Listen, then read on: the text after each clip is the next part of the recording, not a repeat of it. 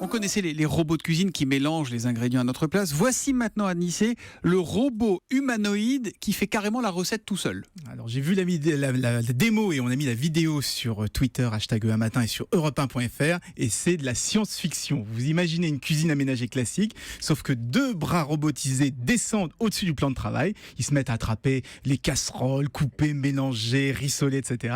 Ça n'a rien à voir avec les robots cuiseurs. Là, il a du doigté, il sait même faire des sushis. Il peut dessiner un petit cœur. Oh là. Oui, parce qu'il plie et tout. Il peut faire des petits cœurs sur l'assiette quand il a fini. L'objectif, c'est d'arriver à cuire n'importe quoi exactement comme un chef humain. Mais comment il fait ? Il y a un truc forcément. Évidemment, il triche.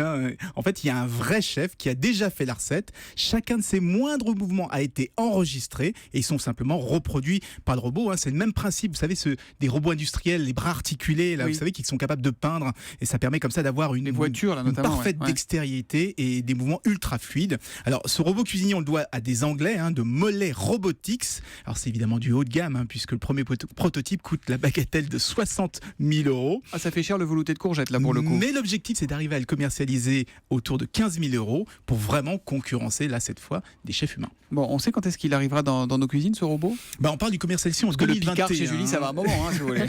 Il parle de c'est excellent. 2021, mais donc pour nos cuisines, donc c'est pas pour tout de suite. En revanche, ça devrait arriver beaucoup plus rapidement dans les restaurants, et ça pour une raison toute simple, parce que ça permet de garantir qu'à chaque fois la recette sera parfaitement exécutée à l'identique. Donc le plat aura exactement le même goût, et en plus ça reste du fait main, même si c'est des mains de C'est un robot. peu triste quand même, non ? Parce qu'on aime bien avoir la main du chef, non ? Un robot qui fait toujours exactement le même plat, quoi, non ? Un peu standardisé. Et non vous savez qui sont les premiers à expérimenter ce type de robot aujourd'hui ? Non. Ce sont les fast-food, justement, mais là, pour d'autres raisons, c'est pour limiter le personnel.